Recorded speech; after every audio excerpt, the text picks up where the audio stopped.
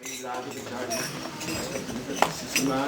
grace, Suhotra Swami of Viveka and Viveka-discrimination. Srila Prabhupada ki jai. Jai Vishnupad Paramahansa Parivrajacharya.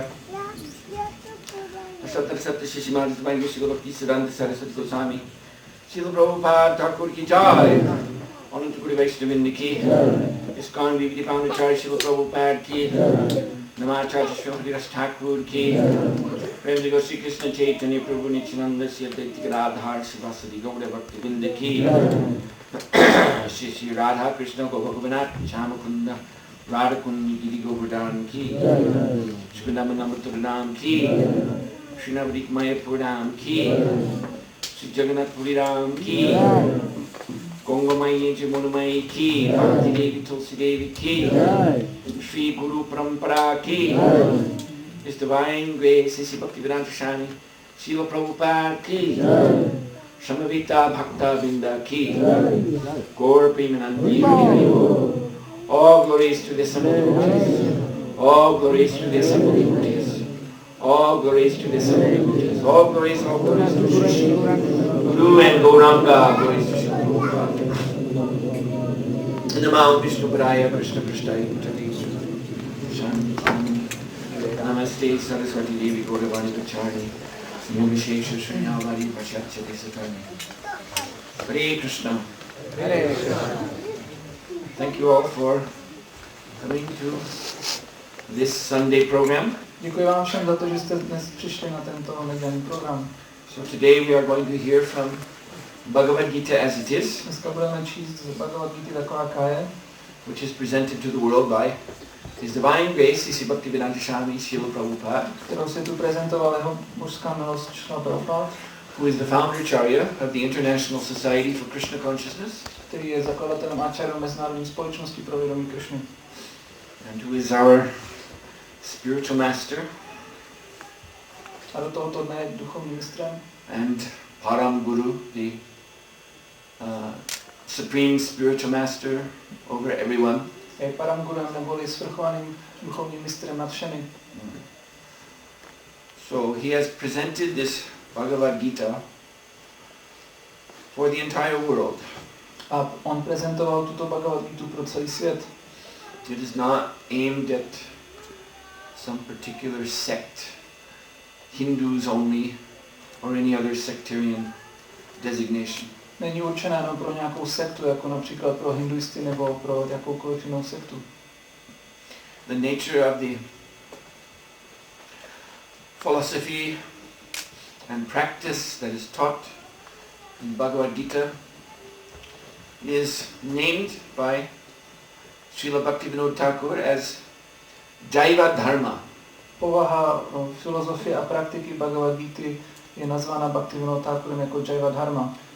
The word Jaiva comes from the word Jiva, which means the soul. Slovo Jaiva pochází od slova Jiva, což znamená duše. Jaiva Dharma means the religion or the essential purpose in life of the eternal soul, the real identity of every living being. Jaiva Dharma znamená dokonalé náboženství neboli původní funkce každé duše, věčné nedělné částečky Boha. And Krishna declares in the 15th chapter of Bhagavad Gita that everyone is spirit soul, and as such, everyone is part and parcel of him.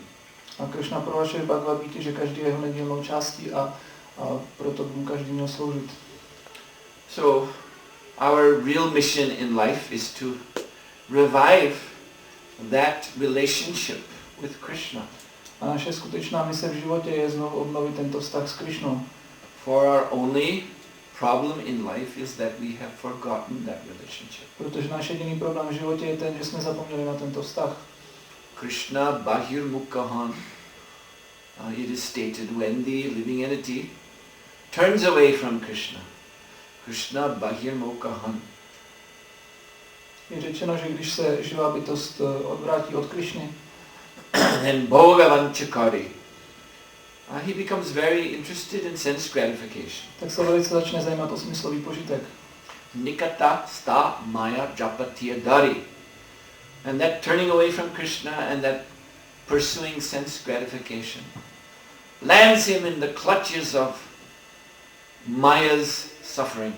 A to, že se odvrátil od Krišny a honí se za smyslovým požitkem, tak způsobuje, že ta duše se dostane do zajetí utrpení. So because of that suffering, because we are undergoing birth, death, disease and old age, we are wondering, what is the purpose of this life? Díky tomuto utrpení, což znamená zrození, stáří, nemoc a smrt, tak se ptáme, co je smyslem života. We are wondering, is there a way to be free of this misery? A ptáme se, jestli je zde nějaký způsob, jak se osvobodit od tohoto utrpení. We are wondering, is there a higher truth than that which we are perceiving with our senses? A ptáme se, jestli zde existuje nějaká vyšší pravda než ta, kterou jsme schopni vnímat našimi smysly. And the answer to these questions is yes. A odpověď na tyto otázky je ano. Yes, there is a higher purpose to life. There is a higher reality. Ano, je vyšší smysl života, je vyšší realita. But it cannot be achieved by mental speculation. Ale není možné toho dosáhnout mentální spekulací. If there is a higher reality, then we must simply achieve that reality. Pokud existuje vyšší realita, tak ji jednoduše musíme dosáhnout. A speculation is not going to get us to that higher reality. Pouhá spekulace nás do této vyšší reality nedostane. So Krishna says that I am the supreme tattva, the supreme reality, the supreme truth. A Krishna říká, že já jsem nejvyšší tattva, nejvyšší realita, nejvyšší pravda. And he says that if you want to know me in truth, then bhaktyamam avijananti yavan yashchashmi tattvataha. Then you must engage in bhakti yoga, in the yoga of devotional service to the Lord. A Krishna říká, že pokud mě chcete poznat, tak se musíte zaměstnat v bhakti józe, v józe oddané služby nejvyššímu pánu. And that is what the Bhagavad Gita is about. A to je to, o čem je Bhagavad Gita. The science of bhakti yoga. Věda bhakti yogi. And so Srila Prabhupada presented this book to all living entities, all spirit souls, at least those who have the power to understand this message. A Srila Prabhupada prezentoval tuto Bhagavad Gitu všem živým bytostem, alespoň těm, kteří mají schopnost jí porozumět. These divisions of the human race into categories of skin color or religious belief or nationality, these are all artificial. To rozdělení lidské společnosti na třídy podle barvy pleti nebo náboženského vyznání nebo národnosti, to je všechno umělé. Of course, there are different preachers, leaders who come along and say, I'm speaking for the Europeans, or I'm speaking for Americans, or I'm speaking for Arabs. Samozřejmě existují různí mluvčí a kazatelé, kteří říkají, já mluvím za Evropany, já mluvím za Araby, já mluvím za muslimy. But all this type of preaching is going along on a false premise. Ale všechno toto kázání se zakládá na falešném základě. That I am the body. Že já jsem toto tělo. But we are not this body. Ale my nejsme toto tělo. So Bhagavad Gita is meant for those who can at least understand this much. Takže Bhagavad Gita je určená pro ty, kteří jsou schopni pochopit alespoň tohle. This is the beginning of real intelligence. A to je začátek skutečné inteligence. To know that I am not the body. Vědět, že nejsem toto tělo. If we cannot accept this, then we'll never be able to understand this book. Pokud toto nepřijmeme, tak nebudeme nikdy schopni porozumět této knize. If someone keeps insisting, no, I am this lump of flesh. Pokud někdo trvá na tom, ne, já jsem tento kus hmoty, masa. If someone keeps insisting, no, my life depends on matter. Pokud někdo trvá na tom, že ne, můj život závisí na hmotě. If someone keeps saying, no, this land, this dirt under my feet, this is my real home. Pokud někdo trvá na tom, že tato země pod mýma nohama je místem mého zrození. The Vedic Shastra says, sa eva gokara, that person, intellectually speaking, is like a cow or an ass. Tak potom vědecká literatura říká o takové osobě, že není nic jiného než kráva nebo osel. He may be good in doing hard manual labor like the animals do, lifting heavy loads. Může být dobrý na manuální práci, kterou dělají zvířata, jako třeba zvedání těžkých závaží. And in return for that, he will accept some food, fill his belly. A na oplátku za to dostane něco na naplnění svého břicha. And then have some sex. A má nějaký sex. And then go to sleep. A pak jde spát. And this way he thinks his life is fulfilled. A tímto způsobem si myslí, že jeho život je naplněn. But this is not worthy, this type of existence is not worthy of this superior human brain that we've been given by God. Ale tento druh existence není vhodný pro lidskou bytost, která dostala takový mozek od Boha. So Bhagavad Gita is addressed to those who are able to at least use their brain to understand that I am not the body. Takže Bhagavad Gita je určená těm, kteří mají alespoň tolik mozku, aby pochopili, že nejsou toto tělo. Now today we are going to read from chapter 13. Dnes budeme číst ze 13. kapitoly. Text number 21. 21. verš. And this verse is addressing this very point that I'm focusing on. A tento verš přímo se vztahuje na ten bod, o kterém hovořím. The difference between soul and body. Rozdíl mezi tělem a duší. Karya karna kartatve hetu prakritir uchate purusha sukha dukkhanam bhoktatve hetu uchate. Please repeat. Karya následku. Karana A příčiny. Kartritve Vytvoření. Hetu Nástroj. Prakriti Hmotná příroda.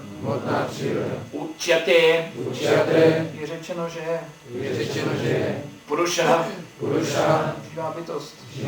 Sukha Štěstí. Dukkhanam Neštěstí.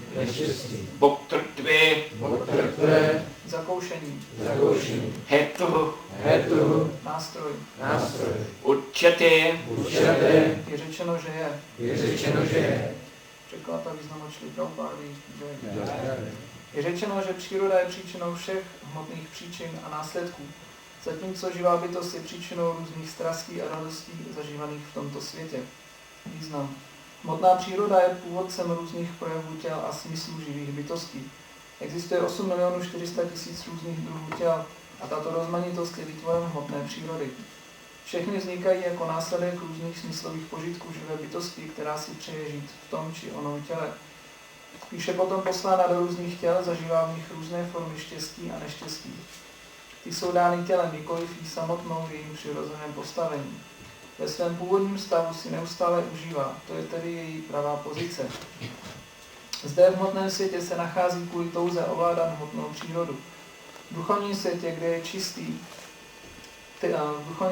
čistý, taková touha neexistuje, ale v hmotném světě každý svádí těžký boj, aby pro tělo získal různé radosti. Možná je jasnější říci, že tělo je následek působení smyslů. Smysly jsou nástroje k uspokojování tužeb. Tento celek, tělo a smysly, sloužící jako nástroje, poskytuje hmotná příroda a jak se ukáže v dalším verši, živá bytost je požehnána nebo potrestána takovými podmínkami, které odpovídají jejím dřívějším touhám a činnostem.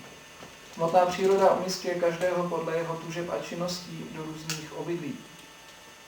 Živá bytost je sama příčinou toho, že se dostala do takových podmínek a je také příčinou požitku či utrpení, které ji provázejí. Jakmile je již v daném těle, dostává se pod vliv přírody, neboť tělo je hmota a jedná podle přírodních zákonů. Tehdy není v moci živé bytosti toto pravidlo změnit. Řekněme, že byla poslána do těla psa. Jakmile má tělo psa, musí jednat jako pes. Nemůže se chovat jinak. Je-li v těle prasete, je nucená žrát výkaly a jednat jako prase. A je-li v těle poloboha, musí jednat také podle svého těla. To je zákon přírody. Ve všech případech však tuto individuální duši doprovází na duše. To je vyloženo ve védských spisech. Mundaka Upanishad 3.1.1. Dva supárna sajuja sakya. Nejvyšší Pán je k živé bytosti tak laskavý, že je v podobě nad duše Paramátmy vždy a za všech okolností s ním. Karya karna kartitve hetu prakriti ruchite purusha sukha dukkhanam bhaktitve hetu ruchite. Je řečeno, že příroda je příčinou všech hmotných příčin a následků, zatímco živá bytost je příčinou různých strastí a radostí zažívaných v tomto světě. So this verse is a lesson in Viveka. Tento verš je lekcí ve Vivéce. Viveka in Sanskrit means discrimination. Viveka v sanskritu znamená rozlišování. So our difficulty at present is that we are unable to discriminate between our real nature, which is pure consciousness, and the material nature.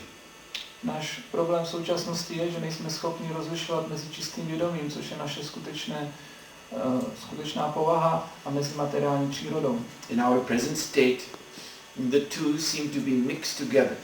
V našem současném stavu tyto dvě věci se zdají být smíchány. But that is illusion. Ale to je iluze. Now people have difficulty in understanding how it can be illusion. A lidé mají problém pochopit, jak to může být iluze. Because our present experience, of course, it seems real. Protože samozřejmě naše současná zkušenost vypadá skutečná. And sometimes they even become offended. A někdy dokonce se jich to i dotkne. They think it is ridiculous to question the reality of our present experience. A myslí si, že to je zbytečné vlastně nějak pochybovat o této existenci.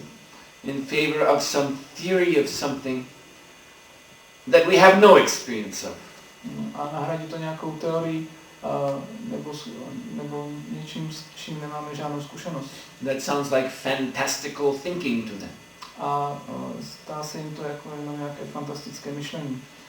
And you can make up any fantasy. A vymyslet si můžete cokoliv. You can say that the earth is a speck of dust on the apron of a gigantic cleaning lady who's sweeping the floor. A můžete říct, že Země, tato planeta, že je jenom zrníčkem prachu na klíně nějaké uklízečky, která uklízí podlahu někde. And the scientists are looking out in their telescopes and seeing what they think are other planets, but actually they're just dust that the cleaning lady is raising into the air by her sweeping. A vědci se dívají do svých teleskopů a to, o čem si myslí, že jsou jiné planety, tak není nic jiného než další částečky prachu, které ta uklízečka jenom rozvířila při tom úklidu. So you can make up any fantastic scenario. Takže můžete si vymyslet cokoliv fantastického. To argue that yes, what we experience now is illusion. Abyste argumentovali tím způsobem, že to, co teď máme, je iluze. And something else, something bizarre, very strange is the truth. A něco jiného, velice bizarního, je ta pravda. So, therefore, we have to use viveka, clear discrimination. Proto musíme užívat viveku, nebo jasné rozlišování. Rather than simply blind faith. Spíše než jenom slepou víru. You see, by blind faith, you can be misled to accept any nonsensical thing. Slepou vírou můžeme být svedeni a můžeme přijmout jakýkoliv nesmysl. But viveka means to actually discriminate, to see the difference on the basis of realization. Ale viveka znamená rozlišování a znamená to vidět ten rozdíl na základě realizace. So just like, for example, we can show you a gray powder. Například vám můžeme ukázat šedivý prášek. And we ask you, what color is this? A zeptáme se vás, jakou to má barvu. You look at it with your eyes. Svýma očima se na to podíváte. And you reply, it is gray. A odpovíte, to je šedivé. But we say, no, it's not gray. A my řekneme, ne, není to šedivé. It's black and white. Je to černé a bílé. And you say, wait a minute. I know what black is, I know what white is. A vy řeknete, ale počkej, teď já vím, co je černá, co je bílá. This powder you're showing me is not black, is not white, it is gray. Ten prášek, co mi ukazuješ, není ani černý, ani bílej, ale je šedivý. And we reply, no, your seeing is not perfect. A my odpovíme, ne, váš zrak není dokonalý. Therefore you're making this mistake. Proto děláte tuto chybu. So then a microscope is brought. Takže potom přineseme mikroskop. And the powder is put under the microscope. A ten prášek dáme pod mikroskop.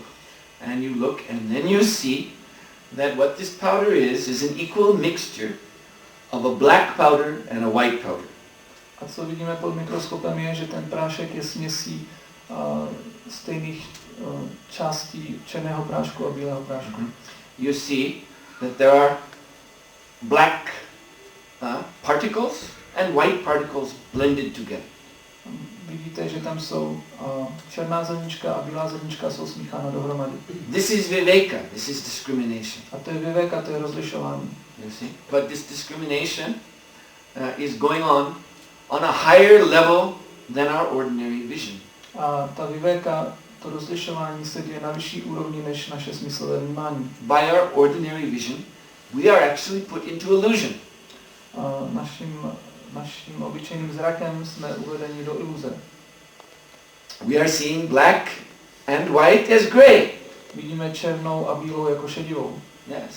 So in the same way, with our present material senses, we are mixing together consciousness and matter. Takže stejným způsobem naším materiálním zrakem mícháme dohromady vědomí a hmotu. And therefore we are making the mistake of thinking I am this body. A proto děláme tu chybu, když říkáme nebo myslíme si, že já jsem toto tělo. Life is dependent on matter. Život závisí na hmotě. That matter is the only thing there for us to perceive. A hmota je jediná věc, kterou můžeme vnímat. As this verse is telling us, Purusha Shuka Dukkanam. Therefore our experience of life is partly pleasant Sukha and unpleasant Dukkha. Jak říká tento verš, proto náš život je z části příjemný Sukha a z části nepříjemný Dukkha. And some people, therefore, many people, most people, they conclude that's all there is. A většina lidí dochází k závěru, že to je vše, co tady je. They say you have to accept that. A říkají, musíte to přijmout. That life has some happiness, life has distress. Že v životě existuje štěstí a taky neštěstí. And there's nothing more than that. A kromě toho nic neexistuje. Don't hope for anything more than that. Nedoufejte v nic víc než v tohleto. Just try to enjoy the good side as best you can and try to avoid the bad side as best you can. A snažte se co nejvíc si užívat té dobré části a snažte se co nejvíce se vyvarovat té špatné části. So all of these ideas are exactly like looking at this powder and saying it is gray. Takže všechny tyto představy je stejné jako dívat se na ten prášek a říkat, že je šedivý. It is an illusion. Je to iluze. So to perceive the difference between consciousness and matter, we have to come to a higher order of perception. Takže abychom dokázali rozlišovat mezi vědomím a hmotou, tak musíme přijít na vyšší úroveň vnímání. Now, there is no microscope for seeing the soul. Neexistuje žádný mikroskop na vidění duše. So unlike this example with gray powder, we can't bring some mechanical instrument in and say, see, there is the soul. Takže na rozdíl od toho příkladu s těmi prášky, my nemůžeme přinést nějaký mikroskop a pomocí něho vidět duši. So from where do we get the eyes to see? Takže odkud získáme oči k vidění? Spirit.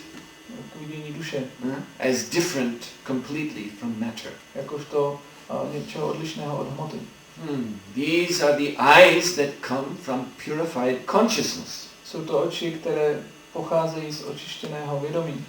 So this verse and the whole Bhagavad Gita is giving us tremendous knowledge by which we can come to this state of consciousness purified of matter. Takže tento verš a celá Bhagavad Gita nám dávají ohromné poznání, pomocí kterého můžeme přijít na úroveň toho očištěného vědomí. So, Krishna in the Bhagavad Gita explains that the living entity he is under the spell of material nature. Krishna v Bhagavad Gita vysvětluje, že živá bytost je pod vlivem materiální přírody. And that means he is under the influence of the three modes of material nature. A to znamená, že je pod vlivem tří kvalit hmotné přírody. And these three modes of material nature means three states of contamination of consciousness. A tyto tři kvality hmotné přírody znamenají 3 stupně znečištění vědomí. So the lowest, most fallen of these states is the tamoguna. A nejnižší, nejpokleslejší stádium je tamoguna. Tama means darkness. Tama znamená temnota. So the Vedas are calling tamasi mam jyotir rama. Come out of this darkness into the jyoti, into the light of pure consciousness. A Vedy říkají, vyjděte z této temnoty a přijďte na světlo. Jyoti znamená světlo. So in darkness, you see, when one is in the dark phase of material nature, then that person is very much addicted to sleep. Když je osoba v tomto temném stavu materiální existence, tak je velice oddána spánku. And intoxication. A intoxikaci. And irregular behavior. A nepravidelnému, neregulovanému chování. And uncontrolled thoughts. A nekontrolovaným myšlenkám. More or less he is completely surrendered his will to the material nature. Víceméně plně odevzdal svoji vůli materiální přírodě. This is the animal state of life. A to je stav zvířat. Animals and plants, the lower creatures, have no independence at all from material nature. Protože zvířata a rostliny nemají na materiální přírodě naprosto žádnou nezávislost. So then above the mode of darkness, tamoguna, is the mode of passion. Takže nad tou kvalitou temnoty, nad kvalitou nevědomosti je kvalita vášně. The human form of life tends to be in the mode of passion. A lidský život, tam převažuje ta kvalita vášně. It means one is agitated by strong desires. Osoba je vzrušována silnými touhami. For wealth, pro bohatství, for elevation, pro povýšení se, for coming to a better material position. A chce se dostat na vyšší materiální úroveň. So that one has more power, aby měl více síly, more facility to enjoy oneself. A více prostředků, jak si užívat. So human civilization, as we can see in this world today, is in this rajoguna mode of passion. A lidská civilizace, jak to můžeme vidět v současnosti, je v této rajoguně v kvalitě vášně. But that is better than tamoguna. Ale je to lepší než tamoguna. Tamoguna means one doesn't even try. Tamoguna znamená, že se člověk ani nesnaží. You see? If one can find a bottle of aquavit and drink it, he's happy. Když osoba může najít flašku s akvavitem a vypít ji, tak je šťastná. Fall asleep on the side of the street. A usne na chodníku. You see? He's happy. This is like the life of a dog. A když je šťastná tímhletím, tak to je jako život psa. Mode of passion will not tolerate that. A kvalita vášně to nebude tolerovat. Mode of passion is upward reaching. A kvalita vášně znamená, že se člověk snaží dostat výš. But it is materialistic. Ale je to materialistické. So then above the mode of passion is the sattva guna, the mode of goodness. Nad kvalitou vášně je sattva guna, nebo kvalita dobra. And this mode of nature, one understands that this upward materialistic striving simply leads to suffering. A v této kvalitě osoba chápe, že tento materialistický pokus dostat se výše jednoduše končí v utrpení. Whatever one attains by the mode of passion is temporary. Cokoliv osoba dosáhne v kvalitě vášně, tak je pouze dočasné. That means it will be taken away To in znamená, course of time. že během času to od něho bude vzato. And when we are separated from that thing, from that wealth we have worked for that beautiful woman we have married, whatever it may be, then we will suffer. A když jsme časem odděleni od toho bohatství, které jsme získali, nebo od té krásné ženy, s kterou jsme se oženili, tak potom budeme trpět. So mode of goodness means that one has come to the determination that now suffering will stop. Takže kvalita dobra znamená to odhodlání, že teď s tím trpením přestanu. In this mode of goodness, there may not yet be such a clear understanding of what is real happiness. V kvalitě dobra nemusí být ještě tak jasné pochopení toho, co je to skutečné štěstí. It may just be limited to ending suffering. Může to být omezeno pouze na ukončení utrpení. But this means in the mode of goodness that finer qualities are developed. Ale znamená to, že v kvalitě dobra ty jemnější vlastnosti se vyvíjejí. That one desires to be sober, to be sense controlled. Že osoba touží potom být vážná, ovládat smysly. One desires to develop his intelligence. Touží potom vyvinout svoji inteligenci. To be situated in knowledge. Být umístěn v poznání. And so it is here in the mode of goodness that we can begin to distinguish between spirit and matter. A proto je to zde v kvalitě dobra, kdy můžeme začít rozlišovat mezi duší a hmotou. Now this is just the beginning. A to je jenom začátek. Because the sattva guna, mode of goodness, is still a material mode of consciousness. Protože kvalita dobra sattva guna je i nadále jenom materiální kvalita vědomí. But it is the mode of nature, the situation in nature, in which the light of spirit can be first seen. Ale přesto je to ta kvalita přírody, ve které to světlo ducha může být poprvé spatřeno. So this is why the Bhagavad Gita does stress very much that we must in the beginning cultivate this mode of goodness. To je důvod, proč Bhagavad Gita zdůrazňuje velice, že na začátku musíme kultivovat tu kvalitu dobra. Because this is putting us in the beginning position for real spiritual life. Protože to nás umístuje na tu začáteční úroveň duchovního života. If we remain under Rajoguna, Tamoguna,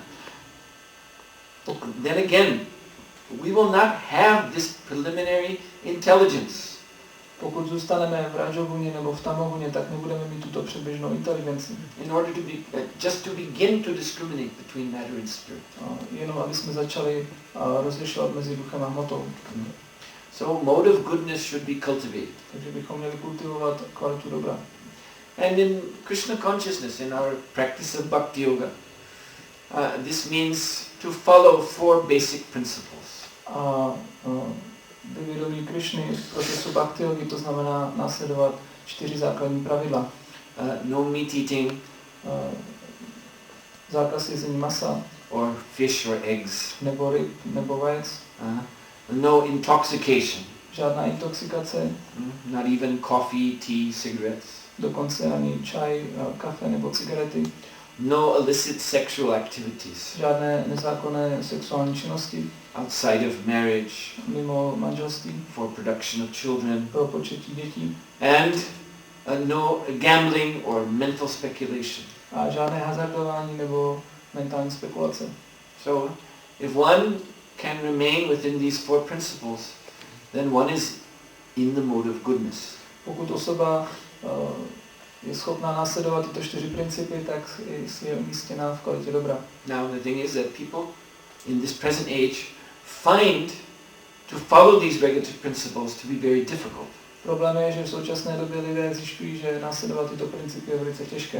And that's because in this present age, Kali Yuga, there is almost no mode of goodness. A je to z toho důvodu, že v současném věku v Kaliuze zde prakticky neexistuje žádná kvalita dobra. The Rajoguna, the Tamoguna are very prominent.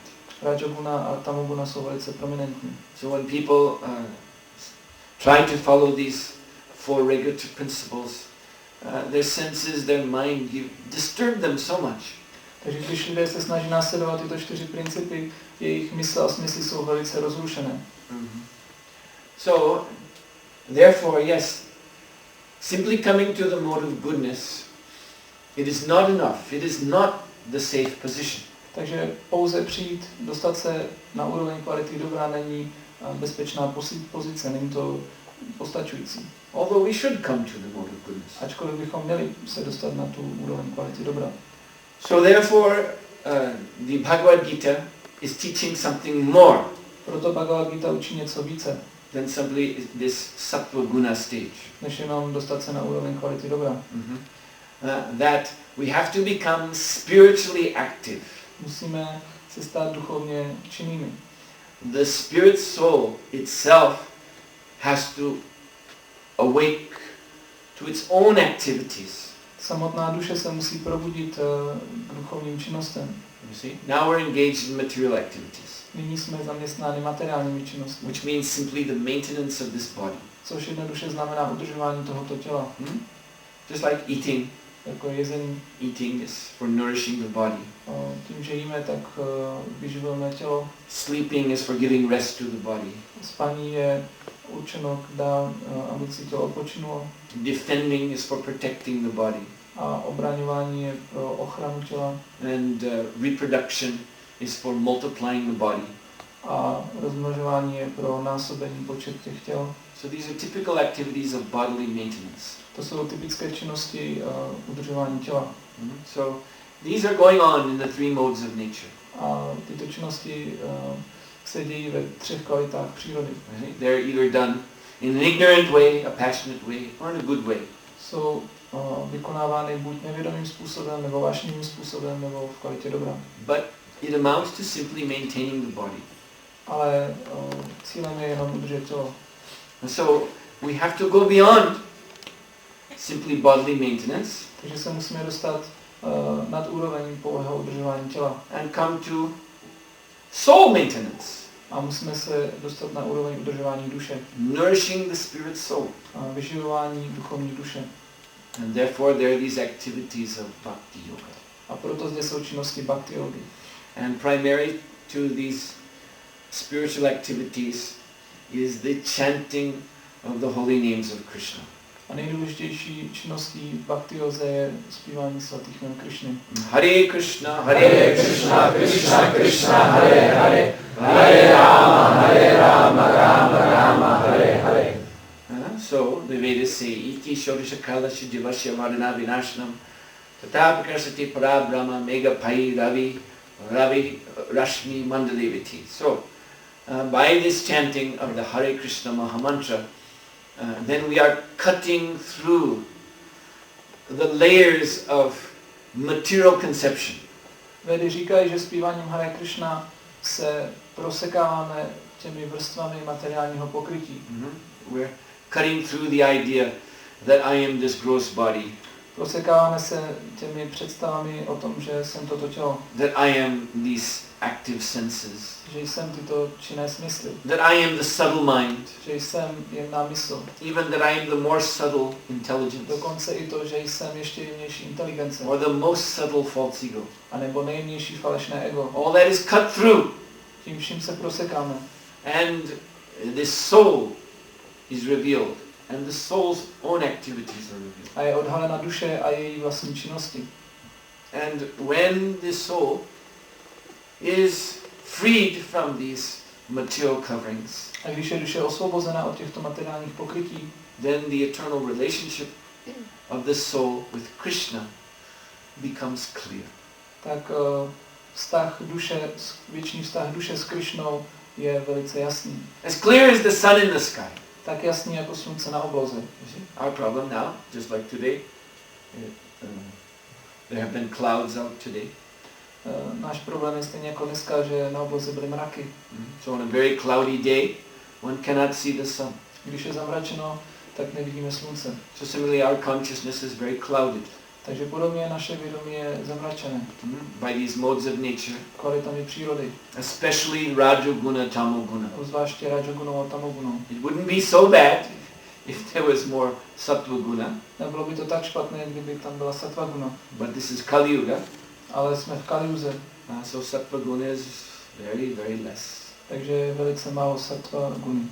So Rajoguna, Tamoguna, they are like thick, dark clouds. Takže Rajaguna a Tamoguna jsou jako husté temné mraky, covering our clear consciousness. které překrývají naše jasné vědomí. We have to cut through this. A tím se musíme prosekat. And so by taking up this chanting of the Hare Krishna mantra, a přijmutím zpívání Hare Krishna mantry, by nourishing the soul čímž vlastně vyživujeme duši. Bringing forth the soul's identity prominently in our consciousness. A tak tím vlastně dostáváme do popředí činnosti duše do našeho vědomí. Then we can be fixed in the mode of goodness. A tímto způsobem můžeme být upevněni v kvalitě dobra. Now why is it important then to be in the mode of goodness? Proč je to teda důležité být v kvalitě dobra? We're talking about bringing forth the transcendental soul. A bavíme se o tom, jak vlastně projevit tu transcendentální duši. So why not just exist in pure spiritual consciousness? Tak proč jenom neexistovat v čistém duchovním vědomí? Well, the fact is we have this body. Faktem je, že my máme toto tělo. And in Krishna consciousness there is no recommendation of getting rid of the body before its time. A ve vědomí Krišny nemáme doporučeno zbavit se těla předčasně. Some neophytes and some religious or spiritual schools of thought think that it may be a good thing to destroy this body. Někteří začátečníci v některých náboženstvích nebo pseudonáboženstvích si myslí, že to je velice dobré se předčasně zbavit těla. No, that's tamoguna. Ne, to je tamoguna. If you suicide the body, then in the next existence you'll have a very tamasic life to live as a ghost. A pokud osoba spáchá sebevraždu, tak v příští existenci bude muset podstoupit velice tamasickou úroveň života jako duch. That's not going to solve any of your problems. A to nevyřeší žádný náš problém. So, rather, we should keep this body and mind and everything, because it is ultimately given by Krishna. Spíše my bychom měli si zachovat naše tělo, mysl a inteligenci, protože je nám to dáno Krishnou. But it should be maintained in the mode of goodness. Ale mělo by to být udržováno v kvalitě dobra. In the pure mode of goodness. V čisté kvalitě dobra. Which is called Vasudev Sattva. Která se nazývá Vasudev Sattva. That mode of goodness, which is next to Krishna. Je to ta kvalita dobra, která je hned vedle Krishny. That mode of goodness by which we can actually have an encounter with Krishna even within this body. A je to ta kvalita dobra, pomocí které můžeme mít kontakt s Krishnou, dokonce i když jsme ještě v tomto těle. So that is the mode of goodness that is lived by a devotee while he is engaging in this body in devotional service. A to je ta kvalita dobra, v které žije odaný, když zaměstnává toto tělo v odané službě. So in this body, the devotee, as I told you already, he's following the four regulative principles. Takže jak už jsem vám řekl, v tomto těle odaný následuje 4 principy. And he's able to do that because he is engaged spiritually in the Lord's service. A je schopný to dělat, poněvadž se zaměstnává duchovně. He's chanting Hare Krishna Maha Mantra regulated number of times every day. Každý den určitý počet zpívá Hare Krishna Maha Mantru. Chanting 16 rounds daily. Zpívá 16 kol denně. That's 1728 Hare Krishna Maha Mantras every day. To je každý den zpívá Hare Krishna Maha Mantru 1728krát. And he's engaged every day in hearing from Bhagavad Gita, from Srimad Bhagavatam. A každý den naslouchá z Bhagavad Gita a Srimad Bhagavatam. Hearing from the spiritual master. Naslouchá od duchovního mistra. He's engaged in different forms of service to Krishna. A je zaměstnán v různých druzích služby Krishnovi. In this way, he keeps active round the clock in anukulina Krishnanusilanam, in activities that are favorable, that Krishna likes, in other words, activities that give pleasure to Krishna. And as a strict rule, he engages only in such activities. Takže tímto způsobem 24 hodin denně zaměstná v činnostech, které jsou příznivé, které těší Krishnu, a výlučně se zaměstnává pouze v takových činnostech. And this is Viveka, this is discrimination. A to je Viveka, to je rozlišování. Smartavya satatam visnura, vismarto narjatuchi. Always remembering Krishna, never forgetting Krishna. Že vždy myslí na Krishnu a nikdy na něj nezapomíná. So, because materially speaking, on the side of the body, the mind, the devotee is situated in the mode of goodness. Takže materiálně řečeno, svým tělem a myslí oddaný je umístěn v kvalitě dobra. Which is clear. You see, this is the mode of nature that is clear. A tato kvalita přírody je čistá. It is material, but it is clear. Je hmotná, ale je čistá. Just like glass. Stejně jako sklo. You see, you look at the glass window. Když se podíváte skrz okno, so it is something physical. Je to něco fyzického. But it's clear. A je to průzračné. It doesn't block your view of the world outside. A nebrání vám to v pohledu na svět venku. So the pure mode of goodness is like that. Takže čistá kvalita dobra je stejně taková. It doesn't block our relationship with Krishna. Že neblokuje náš vztah s Krishnou. And so that's on the material side of body and mind. And on the spiritual side, soul, he's always engaged in Krishna's service. Takže toto bylo na té materiálu. Po té duchovní stránce oddaný je vždy zaměstnán v oddané službě Krishnovi. So this is pure consciousness. A to je čisté vědomí. And by this pure consciousness, then the devotee can realize the difference between himself and matter. A tímto čistým vědomím může oddaný zrealizovat rozdíl mezi sám sebou a hmotou. And how does he realize that difference? A jak zrealizuje tento rozdíl? And that is by the experience of ananda, of transcendental happiness. To je tím, že zažívá anandu, neboli transcendentální blaženost. Vedanta Sutra says of the Supreme Lord, Anandamaya Vyasat, that his nature is one of eternal and unlimited bliss. Vedanta Sutra říká o nejvyšším pánu, že jeho existence je plná věčnosti a neomezené blaženosti. And I've said that as spirit soul we are all tiny parts and particles of Krishna's personal nature. Jak jsem říkal, my jako duchovní duše jsme nedílné částečky Krishny. That means we constitutionally also should be in eternal and unlimited happiness. Takže my také v naší konstituční pozici bychom měli být věční a plní neomezené blaženosti. And when we're not in that position, then we are troubled by material desires. A když nejsme v tomto postavení, tak jsme obtěžováni materiálními touhami. You see, material desire means the absence of spiritual satisfaction. Materiální touhy znamená, že tam je nepřítomnost duchovní spokojenosti. So one who is troubled by material desires, then they are not in that position of real discrimination. Takže ti, kdo jsou trápení materiálními touhami, tak nejsou v tom postavení skutečného rozlišování. So this is the actual test.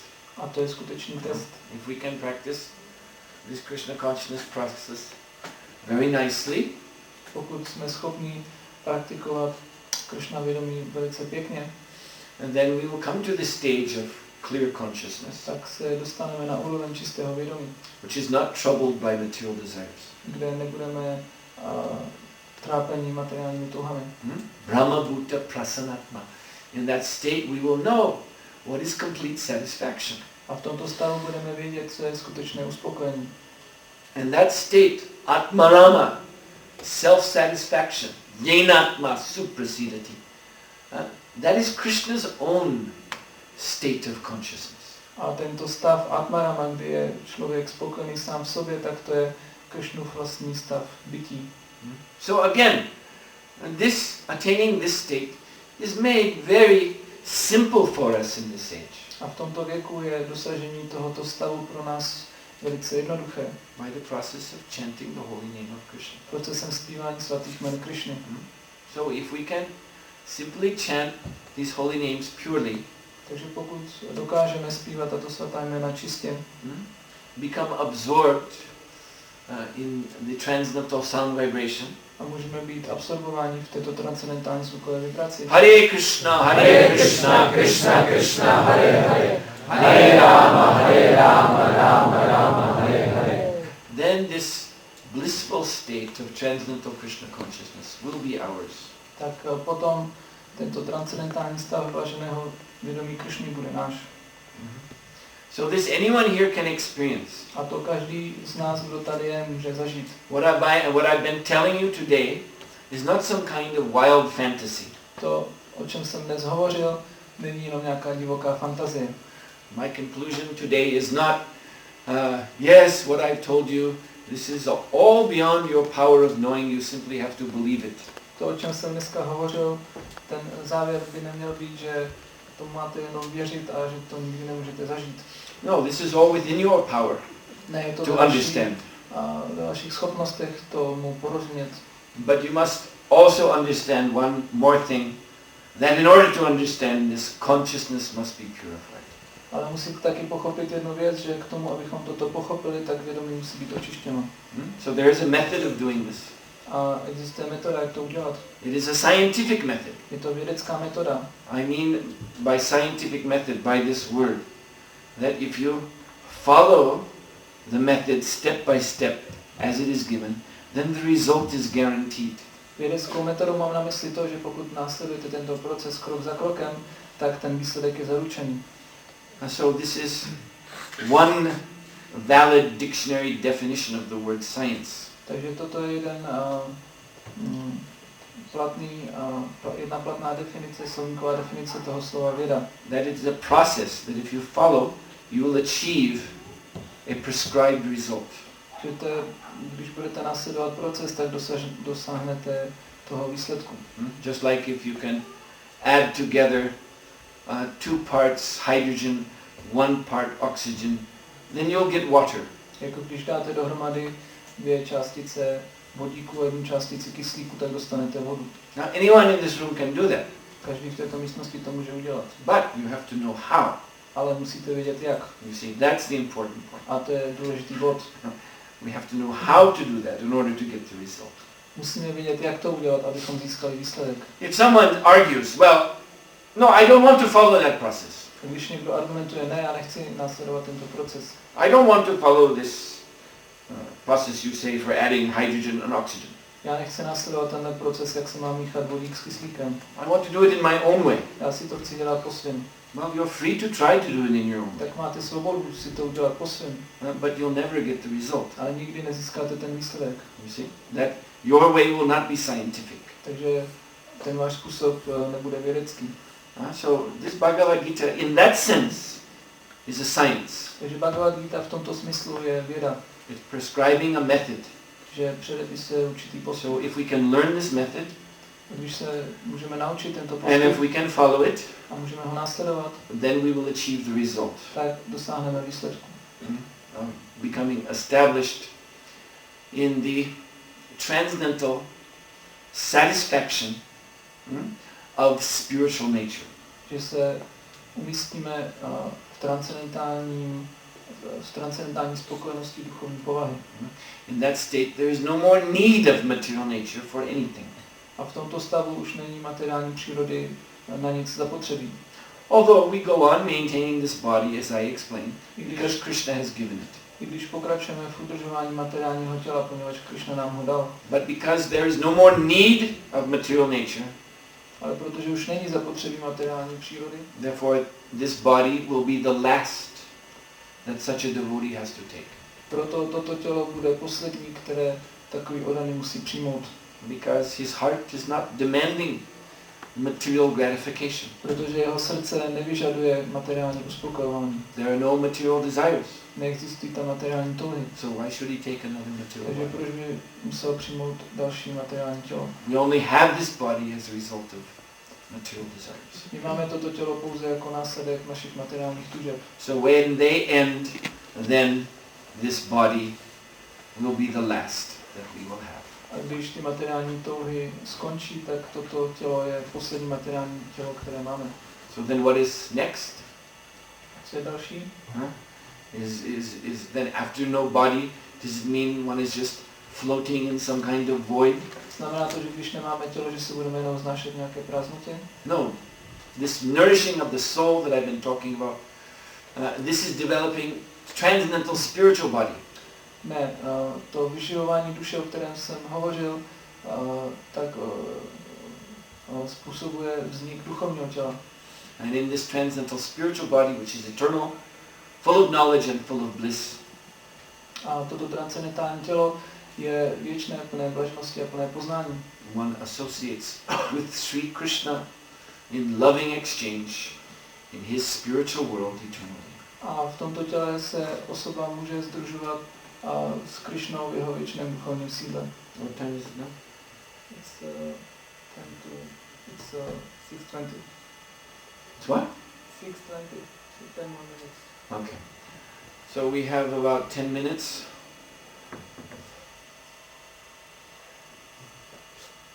Are you going to translate that? No, máme 10 minut. So there is some time for questions if you have any. Takže možná máte otázky? Yes. Maharáži, děkuji za extatickou přednášku. Thank you for ecstatic lecture. A moje otázka je v čisté kvalitě dobra nějaké místo pro náš přirozený temperament? Is there in the pure mode of goodness some place for our natural temperament? Nebo je to v kvalitě vášně? Or is this a mode of passion? Temperament. This temperament. Well, mode of goodness means purified state. Kvalita dobra znamená očištěný stav. So in the purified state of consciousness, that which in the impure state is passionate is pure enthusiasm. V očištěném stavu existence je to, co je v kvalitě vášně, jenom temperament, tak je to čistý entuziasmus. Utsaha in Sanskrit. Utsaha nischya dharya tat karma pravartana. So Rupa Goswami says there are these 6 items which are very suitable for the cultivation of bhakti, pure devotion to Krishna. And the first one he mentions is enthusiasm. Jako Rupa Goswami se zmínil o těch 6 aspektech, které jsou příznivé pro vykonávání čisté oddané služby a první z nich je nadšení. Not that spiritual life has to be dull and dry. Ne, že duchovní život musí být tupý a prázdný. And without any emotion. Bez žádných emocí. Just, very calm and very deliberate kinds of activities. Very careful. Velice opatrné a vypočítané činnosti.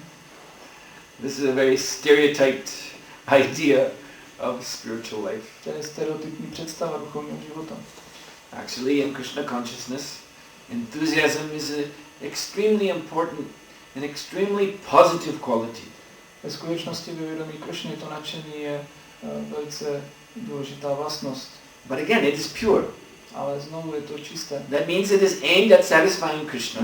To znamená, že je nasměrovaný na uspokojení Krishny. And spiritual master and Krishna's devotees. A duchovního mistra a Krishnových oddaných. Whereas the Rajoguna, the mode of passion, its aim is actually, we have to say plainly, ultimately at doing harm to others. Ale v kvalitě vášně je to, když to tak řekneme, nasměrováno na to, jak ostatním ublížit. You see, because the person in the mode of passion, he wants to promote himself. Protože osoba v kvalitě vášně chce se sám povýšit. So that's at the expense of everyone else around him. Tak to je na úkor všech těch, co jsou okolo něho. Even in his circle of family, friends, so-called loved ones. Je to dokonce i v okruhu jeho takzvaných blízkých, jako jsou rodinní příslušníci nebo přátelé. They actually also only exist in his mind to increase his glories. Protože oni existují v jeho mysli jenom za tím účelem, aby zvýšili jeho slávu. So everyone knows all the problems that this attitude causes. Takže každý zná ty problémy, které takový přístup způsobuje. Big father wants to be proud of his son. Velký otec chce kontrolovat syna. So, my boy, you will grow up to be a strong man. Nebo je pyšný na svého syna a říká, můj chlapče, buď silný, staň se silný. To make me look good. Abych vypadal dobře. But what if the boy, he doesn't like this idea too much? Ale co když tomu klukovi se to moc nelíbí? then he's in trouble with his father. tak potom má se svým otcem problém. And this is a common story today. A to se běžně děje dneska. The parents want the children to reflect the idea they have of themselves. Že rodiče chtějí, aby děti představovali ty ideály, které oni o sobě mají. Which this idea is in the mode of passion. A ty představy jsou v kvalitě vášně. And the children want to be independent. They want to be different. A děti chtějí být nezávislé, chtějí být odlišné. So then there is between parent and child this painful relationship. A proto existuje mezi rodiči a dětmi ten bolestivý vztah. So this is the result of the mode of passion. It causes pain for other living entities. A to je následek kvality vášně, že to způsobuje bolest ostatním živým bytostem. Even within the intimate family circle. Dokonce i v důvěrném rodinném kruhu. And certainly when we go beyond that, to the people outside, they're just competition for the person in the mode of passion. He wants to see them defeated. He doesn't care about them at all. Let them fall on their face in the dirt and I'll step on their head and be happy. A když jdeme mimo ten rodinný kruh, tak tam samozřejmě neexistuje nic jiného než zápas a ta osoba už se nestará vůbec o nic a jenom si přeje, aby všichni ostatní spadli obličejem do prachu a on si stoupne na jejich hlavu a to bude jeho spokojenost. So you see, in the mode of passion, this selfishness is very strong. Takže v kvalitě vášně sobectví je velice silné. And so it causes pain. A proto to způsobuje bolest. But utsaha, pure enthusiasm, is selfless. Ale utsaha, čisté nadšení je nesobecké. It is aimed at giving happiness to Krishna, to Krishna's representative, to Krishna's devotees, to all living entities actually. A je nasměrováno na to, jak uspokojit Krishnova představitele, Krishnovi oddané a ve skutečnosti i všechny živé bytosti. This is why a devotee is enthusiastic to go out among the non-devotees and preach and distribute books and give Krishna prasadam. To je důvod, proč je oddaný velice nadšený jít mezi neoddané a rozdávat jim Prabhupádovy knížky a Krishnovo prasadam. Because he's enthusiastic to see them happy also. Protože je nadšený v tom vidět je také, že budou šťastní. Now sometimes, yes, it's true.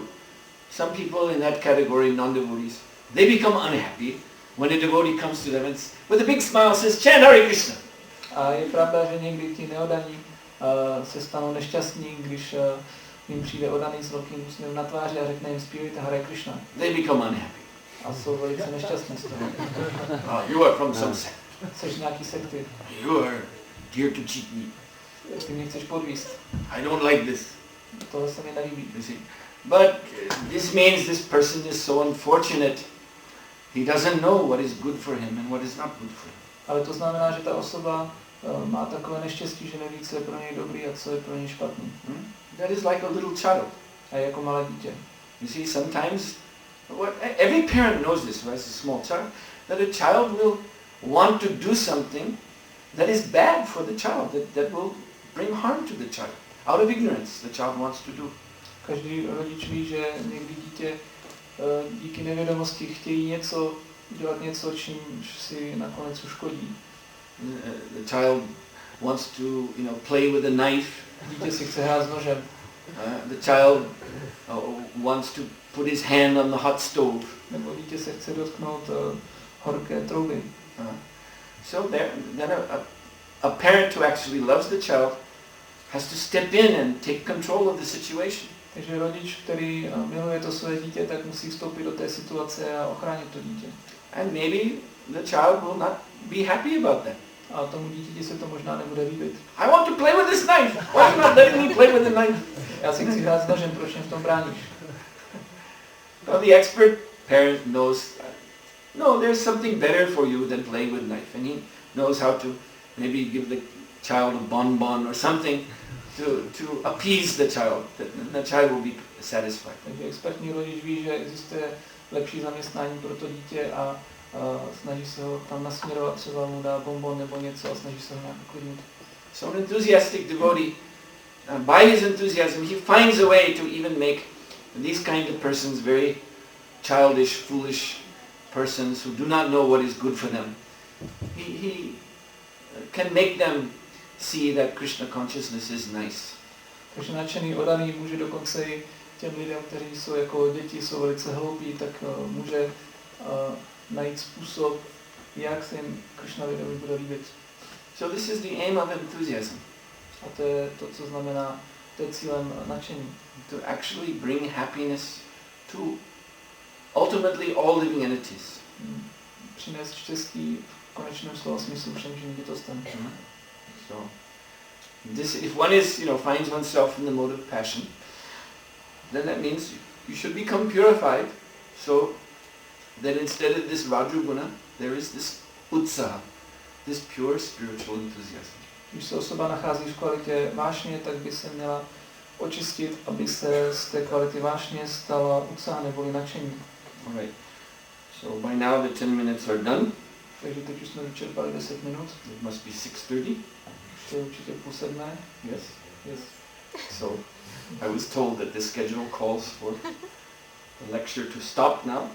Takže mě bylo řečeno, že teď podle rozhodu má lekce skončit.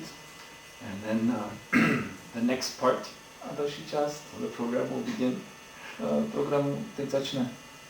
I'm not sure what it is, so someone else has to take over now. Není mi jasné, co to bude, takže někdo to teď musí převzít. Srila Prabhupada ki jai. Zdvojené Suhotra Maharaj ki jai.